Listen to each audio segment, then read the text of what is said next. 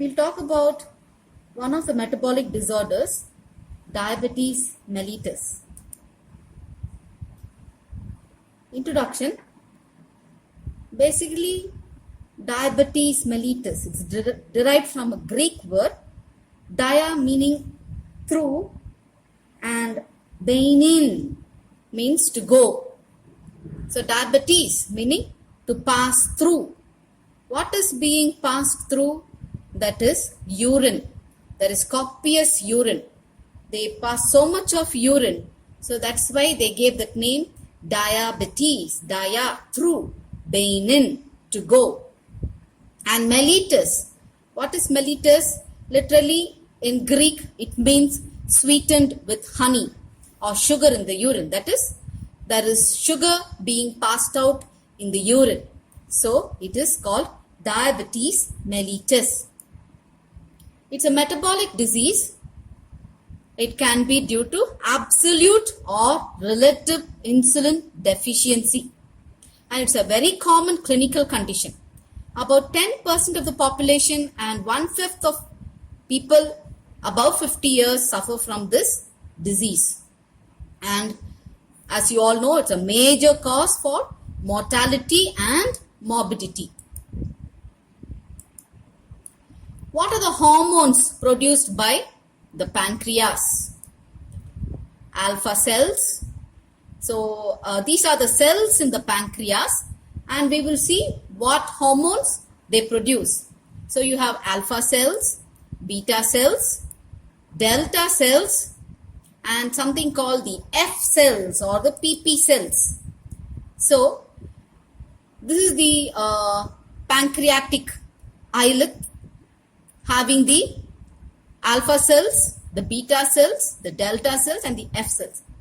Alpha cells produce glucagon, beta cells insulin and amylin, the delta cells somatostatin, and the F cells pancreatic polypeptide. So we will just look at these two hormones and their roles, that is the ones produced by the beta cells, that is insulin, and the alpha cells, the glucagon. What does insulin do? It decreases the blood glucose level. It's a hypoglycemic hormone, meaning it reduces the blood glucose level. And glucagon, it increases the blood glucose level. So it is a hyperglycemic hormone, that is increasing the glucose level. Hypo means reducing or decreasing, and hyper means increasing. Looking at the types of diabetes mellitus, we have type 1 and type 2. Type 1 is insulin dependent. We also call it as insulin dependent diabetes mellitus or juvenile diabetes. That comes at a young age. And that can be either immune mediated or idiopathic, that is unknown cause. Type 2 diabetes, it is non-insulin dependent diabetes mellitus, and mostly it is adult onset, and it can be seen in either obese or non-obese people. What are the diabetic prone states? Gestational diabetes mellitus. At the time of pregnancy, some people turn out to be diabetic. They have a high glucose level in their blood during their time of pregnancy. Sometimes after their pregnancy it ceases. Sometimes they develop diabetes at a later stage. And impaired glucose tolerance. So there is an amount of glucose given and tested, and there is a graph. We will be looking at it a little shortly. And impaired fasting glycemia. In a sense, patient comes fasting and they have a range that is higher than the normal. And there can be some metabolic syndromes which are prone to diabetes. Secondary to other known causes, we have endocrinopathies. like Cushing syndrome. Cushing syndrome, that is it comes in increased cortisol levels. Then thyrotoxicosis, there's an increase in the amount of hormones of the thyroid glands. And acromegaly, that will be an increase in the growth hormone that is secreted by the pituitary glands, and it can be drug induced like either steroids, or it can also be due to beta blockers. What are beta blockers? Beta blockers are medicines that work by temporarily stopping or reducing the body's natural fight or flight responses. What is that? Basically it blocks the adrenaline and the noradrenaline. Okay, they are stress. They reduce stress on certain parts of the body. Okay, they can be given in cases like in some cardiac diseases, or it's meant for the blood vessels of the brain. It can be used to lower the blood pressure, like that. So these are some of the drugs. These drugs can induce diabetes. Then we have pancreatic disease, chronic pancreatitis, and cystic fibrosis. Cystic fibrosis is a genetic disorder. It can be caused by a change or mutation of a gene called cystic fibrosis transmembrane conductance regulator, CFTR we say. So it can be caused by a mutation of this gene. Basically this gene controls the flow of salts and fluids in and out of your cells. So if this doesn't work, if this gene doesn't work, what will happen is a sticky mucus builds up in the body. Okay? Basically this mucus is a thin slippery substance, and in cystic fibrosis what happens is it becomes a thick glue-like substance. Thereby it blocks the tubes, the ducts throughout the body, and it can also trap the airways and cause infections. Okay, so that is cystic fibrosis. Basically if you say they form cysts, that is fluid filled sacs, and there can be fibrosis, that is it scars the tissue. That's why it's called a cystic fibrosis. So these are some of the pancreatic diseases that can cause diabetes. And also anti-insulin receptor autoantibodies. There are some autoantibodies that can cause insulin resistance, type B insulin resistance. Let us look at type 1 diabetes mellitus. It is due to decreased insulin production. The circulating insulin is low and is dependent, and the patient is dependent on insulin injections.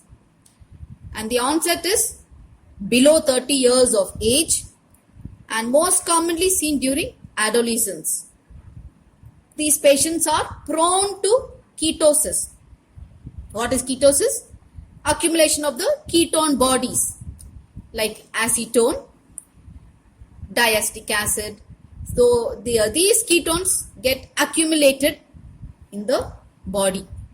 And then autoimmune basis. There is an enzyme called GAD, glutamic acid decarboxylase. Glutamic acid decarboxylase. So these antibodies, they if you do a test to check out these antibodies, they suggest or they distinguish between type 1 and type 2 diabetes. It's a very good test for you to know whether it is type 1 or type 2. It will be, in type 1 diabetes, this enzyme will be increased. Excessive secretion of glucagon. So this is also one cause in type 1 diabetes mellitus. So if you see over here, you have the pancreas. There is low insulin production or no insulin. Either some people have low insulin production, some people have nil, no insulin production at all. So what happens? There is no insulin passing through the blood vessel, not released into the blood vessels. So whatever food is eaten, that gets digested, and ultimately it forms glucose. So these glucose molecules have to be absorbed by the muscle cells to give us energy. What happens? Insulin is the one which helps the glucose enter the cells. Now that insulin is not there, what happens? Glucose is not able to enter the cells and it remains in the blood vessel. So it's unable to use glucose due to low insulin. So the muscle cells all get weak because they're not getting adequate supply of glucose for all their work. And then what happens? Based on low insulin in blood, liver starts breaking down fat. So because there is no insulin in blood, okay, so the glucose are not getting absorbed, not getting utilized by the cells, and there is need for glucose. These liver cells, what they do, they break down the fats and proteins, okay, and thereby forming ketoacidosis. So there is a hike that there will be insulin, the glucose will be so high in the blood, okay. So basically, why there is low insulin or or no insulin? It's because the immune system attacks and destroys the beta cells. Okay. So this is what happens in type 1 diabetes. What is happening in type 2 diabetes? 95% of the patients belong to this type. It is basically due to decreased biological response to insulin, or you can call it as insulin resistance. It's most common above 40 years. We saw in type 1, it is below 30 years. Here, they are less prone to develop ketosis, unlike type 1 where they are very much prone to develop ketosis. And 60% of the patients are obese. Of course, even non-obese people also can fall into this category, but mostly it is more than 50% patients are obese. Here what happens? These are the reasons why type 2 diabetes can occur: obesity, inheritance, and other factors leading to insulin resistance. The muscle is unable to use glucose due to insulin resistance. Okay? And the pancreas, insufficient insulin is secreted in the bloodstream. Thereby, there is increased glucose in the blood. Okay? Similar to type 1 diabetes. What are the clinical presentation of diabetes mellitus, or what are the symptoms? You will find glucoseuria, increased secretion of glucose in urine, polyuria, so frequent, so they pass so much of urine, copious urine, polydipsia, they feel so thirsty, they keep drinking water, polyphagia, they're very hungry, but they will become very tired. Why? Because whatever they are eating, it is not reaching the cells. The glucose is not reaching the cells. So they are tired. There is loss of weight. And then there is chronic recurrent infections because the immunity has gone down. And thereby they are prone to all kinds of infections. So even if you see here, they are always tired. And then they are always hungry. And then they have vaginal infections. There's numb or tingling sensation in the hands and the soles of the feet. They are always thirsty. There is blurring of vision. When they develop any wounds, they do not heal fast. There is so much of loss of weight, and you can see frequent urination. What are the complications? Complications can be divided into acute and chronic. In acute cases, like in type 1 diabetes, you have diabetic ketoacidosis. Okay. And then in chronic conditions, you have vascular diseases like involving the heart, that's atherosclerosis, the brain, paralysis, and involving the eye, chances of cataract, retinopathy, and blindness. Neuropathy, there is paresthesia. Paresthesia is nothing but tingling and pricking sensation or numb sensation of the feet and hands. Kimmel-Steele-Wilson syndrome, that is nephrosclerosis. Okay, the blood vessels in the kidney, there is a hardening of the blood vessels in the kidney, and then there is proteinuria and renal failure. And pregnancy, there can be abortions, there can be premature birth, and intrauterine death of fetus. Going on to the laboratory diagnosis, we can check blood glucose level. As you know, there are fasting blood sugars, and then postprandial blood sugars, random blood sugars, and then we have oral glucose tolerant test, which we will discuss, and lipid profile, renal functions, microalbuminuria, and then we can check the glycated hemoglobin, fructosamine, and advanced glycation end product. Blood glucose level. The blood glucose levels need to be checked periodically. Fasting and postprandial blood glucose are to be done at least once in 3 months.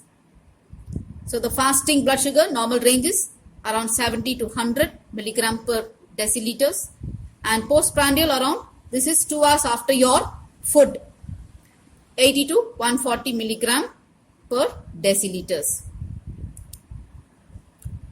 What is glucose tolerance test? This is the oral glucose tolerance test.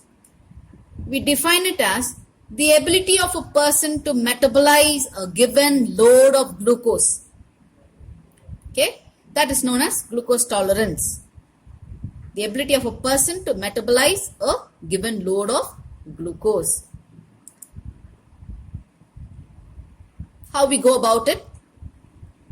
In adult, we give around 75 grams of anhydrous glucose dissolved in around 250 to 300 ml of distilled water or drinking water.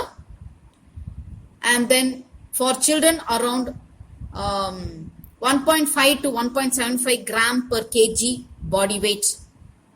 And during pregnancy, 100 grams of glucose.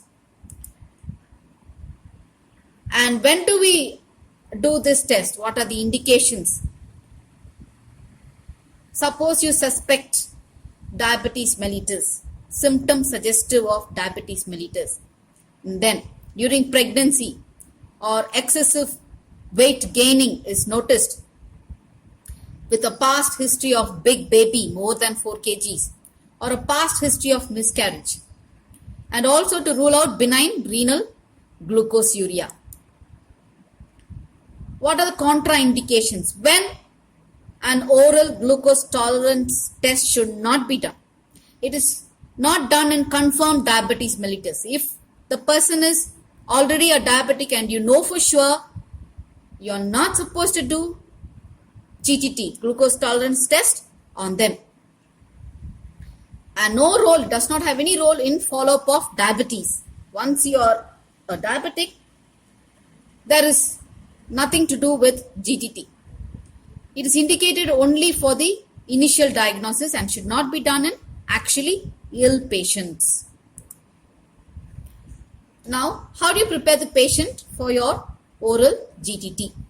The patient is instructed to have a good carbohydrate diet for 3 days prior to the test, and the diet should contain 30 to 50 grams of carbohydrates, and it should be taken on the evening prior to the test. So, on the evening prior to the test, suppose you're going to do it tomorrow morning, then today evening you should have at least 30 to 50 grams of carbohydrate rich diet. This is very important for the test. And patient should avoid drugs likely to influence the blood glucose levels for at least 2 days prior to the test. And patient should abstain from smoking and strenuous exercise on the previous day should be avoided.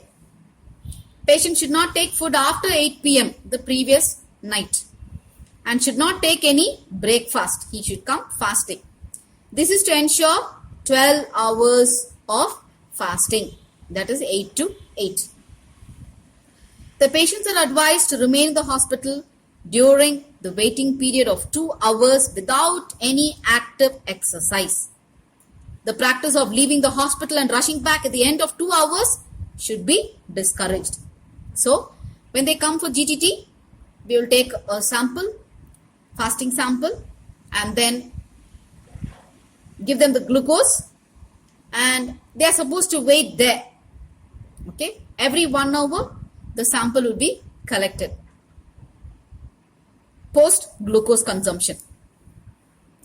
There are different types of GTT: classical or the standard one, then intravenous GTT, where there are abnormalities in absorption of glucose, like in hypothyroidism, SPRU, celiac disease. SPRU is nothing but a hypothyroidism, that is decreased secretion of the thyroid hormones. And then you have SPRU, which is a fatty diarrhea. It's an unknown cause. And celiac disease, it's an immune reaction due to consumption of gluten.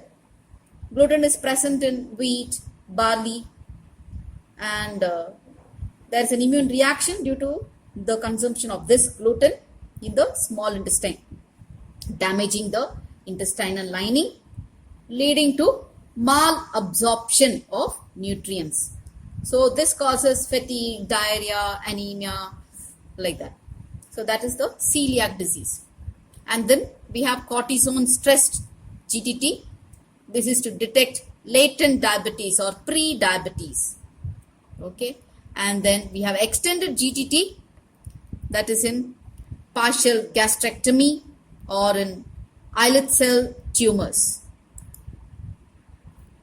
This is how the graph looks like in oral glucose tolerance test. See, this is your normal graph. Okay. So after 1 hour, after consumption of glucose at the 0 hour, after 1 hour, your sugars shoot up. Okay, but it's definitely within the normal. This is on your x-axis you have time, and on your y-axis you have the glucose, plasma glucose level, starting from 50 milligram percent, 100 milligram percent, 150, 200, 250 likewise. And then you put your points, you check after 1 hour where your dot comes, and then place your point. So basically after 1 hour you will have one hike over here, and if in normal patients after 2 hours it is supposed to come down the graph like this. So there will be one blood taken after 1 hour, and during these 2 hours patient should not have anything else. Okay, they must not have any snacks or food items during this time. So after 1 hour there will be a hike, and after 2 hours it will come down if it is normal. In impaired GT you will have a slightly raised value. Okay, you can see how the graph is going. And in diabetes mellitus, what happens? It goes really high. See, this is your renal threshold.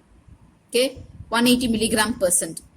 So in diabetes, in impaired GT, it is below your renal threshold, but in diabetes mellitus, it goes beyond the renal threshold. Okay, you can see a peak over here, nearly around 250 milligram. Sometimes it depends on patients, it can go even higher. And then you can see a gradual fall.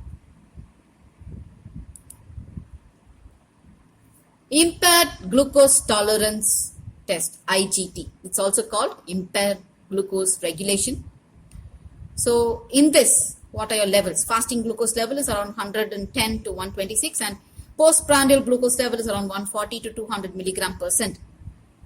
They need careful follow because IGT progresses to frank diabetes at the rate of 2% patients per year. So you need to follow up frequently so that you can make out whether they are ending up, because there are high chances for IGT positive patients to end up with frank diabetes. Impaired fasting glycemia. Here we have a range of fasting plasma glucose around 110 to 126 and postprandial glucose less than 140 milligram percent. There's no need for immediate treatment, but a constant check is needed. GDM, gestational diabetes mellitus. As I already told you, non-diabetic patient who is pregnant is not included in this category. If the patient is already a diabetic and she is pregnant, please, this test should not be done. And otherwise all antenatal women, a glucose challenge test between 22 to 24 weeks of pregnancy is being done by giving an oral glucose load of 50 grams of glucose regardless of the time. And women with GDM are at increased risk for subsequent development of frank diabetes. So these women who are tested positive now can later develop frank diabetes. GDM is also associated with an increased incidence of neonatal mortality. That's the reason why some of these people have abortions.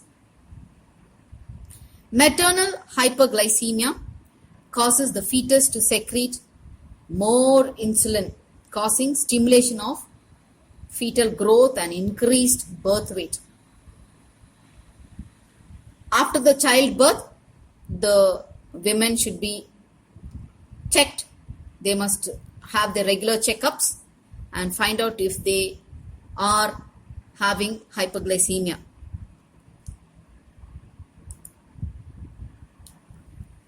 Another test to be done in diabetics is a complete lipid profile.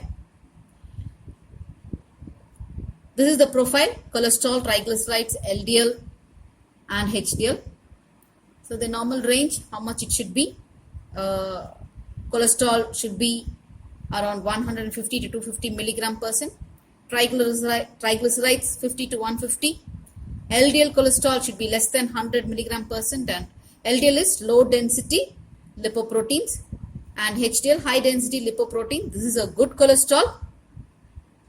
This is bad cholesterol, but this is good cholesterol, and that should be around 30 to 60 milligram percent. And this lipid profile should be checked once in 6 months. Renal function test, we have urea and creat. Urea should be around 50 to 40 milligram percent, and creatinine 0.5 to 1.4 milligram percent.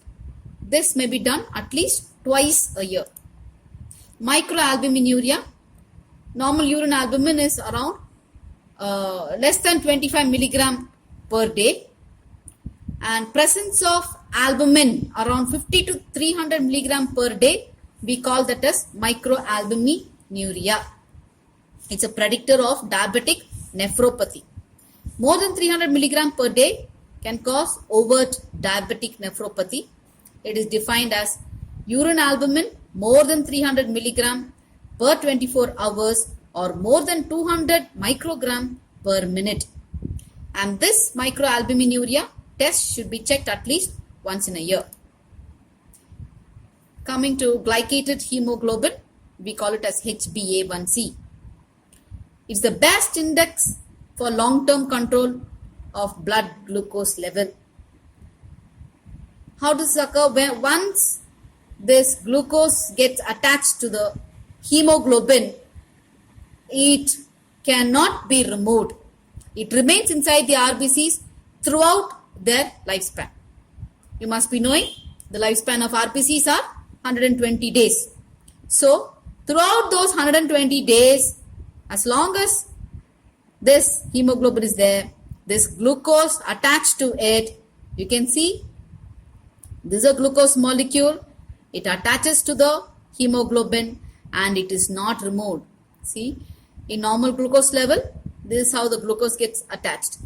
But in if there's a high glucose level, you can see how the glucose molecules are attached to the RBC. It is not for the diagnosis of diabetes mellitus.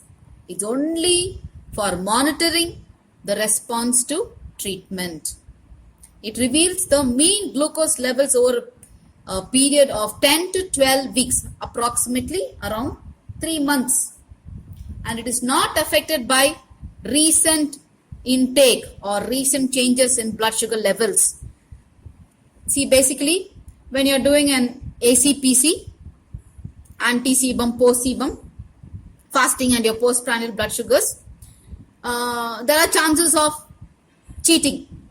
In a sense, I can just take little less diet the previous night and try to make my fasting blood glucose normal, look normal. Or I may be having, I may be having uncontrolled discipline, where I may be probably eating all kinds of sweets and all that. But if tomorrow is my test, I try to check my eating habits. I'll check on it. I'll give a tight check on it the previous day. Then my ACPC can be normal. But you cannot cheat with HbA1c, because whatever naughtiness is being done, those 3 months, those glucose molecules get attached to the HB, as I showed in the picture. It gets attached and it's not removed at all. And this RBC, throughout its lifespan, it's gonna be there in the blood. Okay, so it will easily show that you have not been under control the last 120 days. That's approximately 3 months. The normal level, it is less than 5.5%. If it is a very good control of diabetes, it is little more than 5.5%. If there's adequate control in diabetics, it's around 7%. Inadequate control, 8%. Very poor control, it will be around 9%, shows very poor control. Abnormalities in blood glucose level.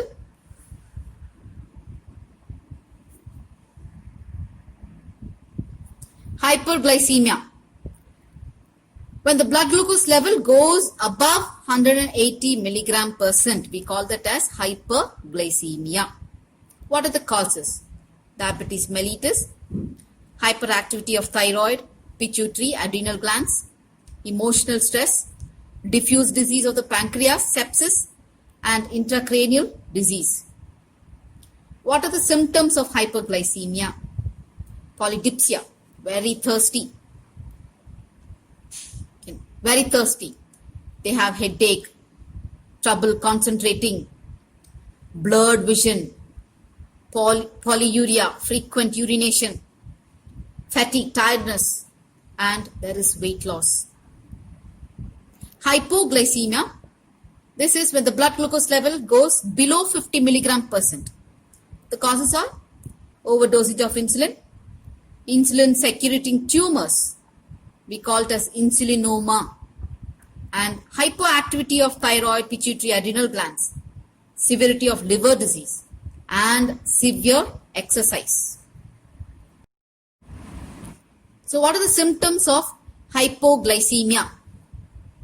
You have hunger, tremors, sweating, anxiety, irritability, a pale face, heart palpitations, tachycardia, tingling lips, dizziness, weakness.